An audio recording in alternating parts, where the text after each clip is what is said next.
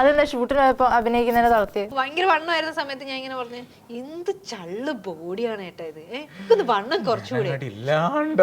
തളർന്ന് പുള്ളി. അത് കഴിഞ്ഞ് പുള്ളി ഭയങ്കര മെനക്കെട്ട് 1.5 മണിക്കൂർ ജിമ്മിൽ പോയി. അത് കഴിഞ്ഞിട്ട് പിന്നെ ഞാൻ 35 കിലോ കുറച്ചു. നല്ല വണ്ണം ഒറ്റ വാക്കില് അത് കുറച്ച് കഴിഞ്ഞ് പുള്ളി ആദ്യമായിട്ടൊരു ഷൂട്ടിന് പോവാ, ഹീറോ ആയിട്ട് ചെയ്യുന്നു, ഭയങ്കര കല്യാണ ചെക്കനായിട്ടൊക്കെ റെഡി ആയിട്ട് എനിക്ക് ഫോട്ടോ എടുത്ത സൂപ്പർ.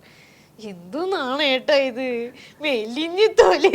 ഒന്നെങ്കിലും അപ്പുറത്തെ അറ്റത്ത് ഇപ്പുറത്തെ. ആലോചിച്ച് നോക്കി, അത് കഴിഞ്ഞ ഉടനെയാണ് സുഭാഷ് ഷോട്ട് റെഡി ചെയ്തു.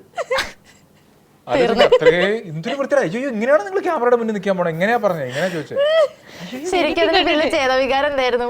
അങ്ങനെയല്ല, എന്റെ ഉള്ളിൽ തോന്നുന്നു പുള്ളി, കാരണം അത്ര നല്ല ഭംഗിയുള്ള രീതിയിൽ ഭയങ്കര മെലിഞ്ഞൊക്കെ ഇരിക്കുന്നത്. എനിക്ക് വിഷമം തോന്നിയതാ. ഓക്കെ, പെട്ടെന്ന് ദേഷ്യം വരുന്നതാർക്ക്?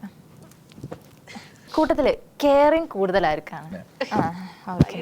ആരാണ് ഇതില് കുറച്ച് കോസ്റ്റ്ലി? ഇല്ല, അതെ. എന്താ വെച്ചാല് ഞാൻ നോക്കുമ്പോൾ വളരെ, നമുക്ക് സീരിയലൊക്കെ ഇടാനായിട്ടാണെങ്കിൽ ഒരുപാട് സീൻസ് ഡ്രസ്സ് എടുക്കേണ്ടി വരും. ഞാനൊക്കെ ഒരു വളരെ കുറച്ച് വലിയ ചെറിയ നോക്കിയിട്ട് ഓഫർ നോക്കുക, അതൊക്കെ നോക്കിയിട്ട് ഞാൻ പോയി വാങ്ങും. ഇതങ്ങനെയല്ല, എടുക്കുമ്പോ നല്ല വൃത്തിയുള്ള കുറെ നാൾ യൂസ് ചെയ്യാം. ബ്രാൻഡ് കോൺഷ്യസ് ആവുന്നത് വെച്ചാൽ എനിക്ക് ചില ബ്രാൻഡുകളുടെ ഇട്ടാൽ എനിക്കൊരു ഫിറ്റായി നിൽക്കുള്ളൂ. അതുകൊണ്ടാണ് ഞാൻ അങ്ങനെ ചെയ്യുന്നത്. അതിന് ഞാൻ ഇവള് വാങ്ങിക്കുമ്പോൾ വാങ്ങിക്കത്തില്ല. ഇവള് ഒരു ദിവസം പുറത്തിറങ്ങി കഴിഞ്ഞാൽ മിനിമം 1000 രൂപയുടെ സാധനം വാങ്ങിക്കാതെ ഏറ്റവും കുറവ് വരത്തില്ല. ചെരുപ്പുകളോട് ഭയങ്കര ഒരുപാട് കളക്ഷൻ ഉണ്ടെന്ന്. കുറച്ചൊന്നുമല്ല, ഒരുപാട്. ഷൂ വാങ്ങിച്ചാൽ മിനിമം ഒരു 1.5 വർഷം 2 വർഷം ഉപയോഗിക്കും. ഇവള് പക്ഷേ ഒരു മാസം 1, 2, 3 ചെരുപ്പായിരിക്കും. എപ്പോൾ പോയാലും നല്ല സാധനം കണ്ട അവള് വാങ്ങിക്കും. നമുക്ക് അങ്ങനെ നമ്മൾ നല്ലൊരു നമ്മൾ എന്തെങ്കിലും ഒരു നല്ല ബ്രാൻഡൊക്കെ നോക്കി വാങ്ങിച്ചാൽ കുറച്ച് കാലം ഉപയോഗിക്കും. അങ്ങനെ പരദൂഷണം പറയൽ ആരാണ് കൂടുതൽ? ഞാൻ തന്നെ ആയിരിക്കും. ഞാൻ അവിടെ സെറ്റിൽ ഇങ്ങനെ പരദൂഷണം എന്നല്ല, മീൻസ് അവിടെ നടക്കുന്ന എല്ലാ സംഭവങ്ങളും ഇങ്ങനെ ആദ്യമൊക്കെ ഭയങ്കര ഇൻട്രസ്റ്റ് ആയിരുന്നു. എനിക്ക് തീരെ ഇഷ്ടമല്ലത് അവരുടെ ഒരു ഇതായിരിക്കും. അങ്ങനെ കുറെ എല്ലാ കാര്യങ്ങളും വന്ന കാര്യങ്ങളൊക്കെ പറയാം. അപ്പൊ നമ്മൾ കുറച്ചു നേരമൊക്കെ കേട്ടു, ആ ആണല്ലേ കുറച്ച് കഴിഞ്ഞാൽ പിന്നെ പോയി. കൂട്ടത്തില് ഫാമിലി പേഴ്സൺ ആരാണ്? അടിക്കേ അടി കിട്ടാഞ്ഞിട്ട് പോസസീവ്നെസ് കൂടുതലായിരിക്കാണ്? ഇല്ല, ഒട്ടും ഇല്ല. എന്തെങ്കിലും സ്വാതന്ത്ര്യം കൊടുക്കുന്ന ഒരു കേസ് വരില്ല രണ്ടുപേർക്കും അങ്ങോട്ടും. ഇമോഷണലി വീക്ക് ആരാണ്? ശരിക്കും ഞാൻ വിചാരിച്ച ഇവിടെയാണെന്ന്. അയ്യോ അല്ല, അല്ല, ചില കാര്യങ്ങൾ ഇതായി കഴിഞ്ഞാൽ ഭയങ്കരമായിട്ട് ഡെസ്പാവും. നിമിഷ നേരം കൊണ്ട് ഡെസ്പാവും. പെട്ടെന്ന് ദേഷ്യം വരും, പെട്ടെന്ന് ഡെസ്പാവും. പക്ഷെ കണ്ടാ പെട്ടെന്ന്, കാരണം നമ്മള് പിന്നെ കാണുന്ന പോലെ ഒന്നുമല്ല, ആണുങ്ങൾ അധികം പേരും അങ്ങനെ തന്നെ. അപ്പൊ ഓക്കെ, എന്തായാലും എന്റെ ടാസ്ക് ആക്ച്വലി ബാക്കിയുണ്ട്. ഓരോരുത്തർ ഓരോന്ന് വെച്ചെടുത്താലോ? ഉത്തരം പറഞ്ഞാലും ടാസ്ക് ഓരോന്ന് എടുത്താൽ മതി. അതോടെ നമുക്ക് നിർത്താം. ഓപ്പോസിറ്റുള്ള ആളെ കുറിച്ച് 10 വാക്കിൽ കവിയാതെ വർണ്ണിക്കുക. ഉപന്യാസമൊക്കെ പണ്ട് എങ്ങനെയായിരുന്നു? ഇതിന്റെ ഉപയോഗം ഇങ്ങനെ വരുന്ന അറിയില്ല, അന്ന് പഠിക്കണമായിരുന്നു. ശരീര സൗന്ദര്യം എന്ന് പറഞ്ഞാൽ എന്റെ ഭർത്താവിനെ കണ്ട് പഠിക്കണം. ഇത്രയും ഭംഗി ഉടലഴകുള്ള ഒരു പുരുഷനെ എന്റെ ജീവിതത്തിൽ ഞാൻ കണ്ടിട്ടില്ല. മുടി പനങ്കുല പോലെ, ഷോൾഡർ, പിന്നെ കണ്ണുകൾ തോന്നുന്നുണ്ടോ? ശരിയാണ്. പിന്നെ നല്ല ആണുങ്ങളുടെ സൗന്ദര്യം മാത്രമല്ല, എനിക്ക് അങ്ങനെയൊക്കെ പറയാൻ പറ്റുള്ളൂ. ഞാൻ 10 വാക്കിൽ കവിത വർണ്ണിക്കാനാണ് പറഞ്ഞത്. പിന്നെ അദ്ദേഹത്തിന്റെ ഡ്രൈവിംഗ്, മമ്മൂക്ക തോറ്റുപോകില്ലേ? ഇവക്ക് എങ്ങനെ വർണ്ണിച്ച പോലെ അനുഭവിക്കേണ്ട ഞാനല്ലേ? പോരെ, മതി.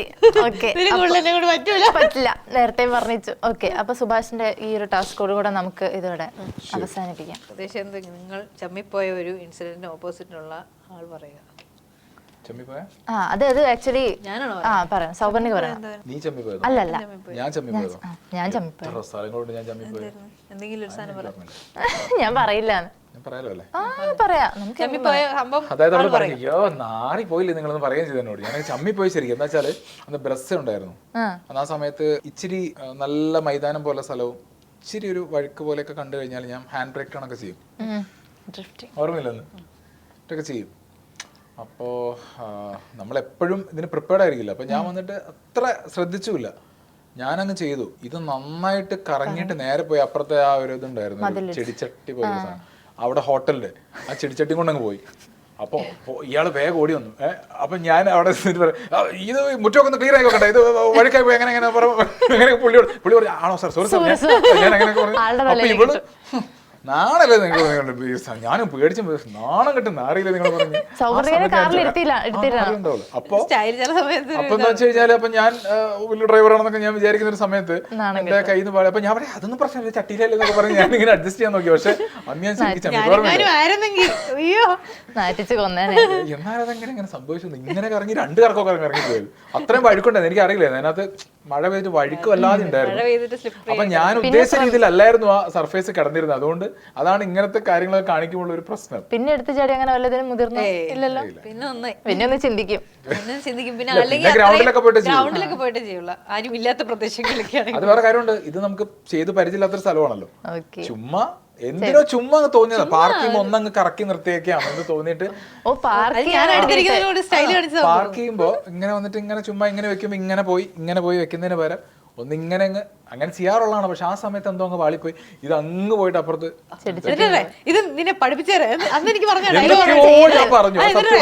ചിനു ഇങ്ങനെയാണ് നമ്മള് ഒരു സ്ഥലത്ത് പോകുമ്പോൾ നമുക്ക് പ്രതീക്ഷിക്കാത്ത കുറെ സംഭവങ്ങൾ സംഭവിക്കും അത് നിനക്ക് ചമ്മി പോയില്ല ചുമ്മാ ഡയലോഗ് അടിക്കുന്നു അന്ന് ഞാൻ നന്നായി ചമ്മി.